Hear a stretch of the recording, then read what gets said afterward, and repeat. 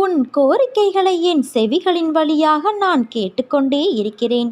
உனக்காக அவதரித்தவன் நான். உன்னை அழகுபடுத்தி வாழ்க்கை என்னும் புத்தகத்தில் நுழைத்து அதை பக்குவமாக கையாள வைத்திருக்கிறேன். காயங்கள் இல்லாமலும் வலிகள் இல்லாமலும் வாழ்க்கையை கையாள முடியுமா? பொறுமை, சகிப்புத்தன்மை, அகங்காரம், அகந்தை இவைகளை தவிர்க்க வேண்டும். அதன் பிறகு எல்லாம் உன்னால் முடியும்.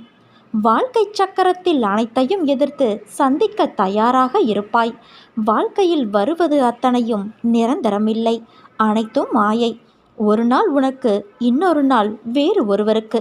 அதனால் கவலைப்படாமல் மகிழ்ச்சியோடு இருக்க பழகிக்கொள்.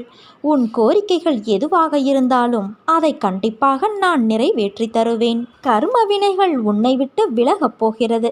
கடன் தொல்லைகள் விலகப் போகிறது. வர வேண்டியது வந்து சேரும்.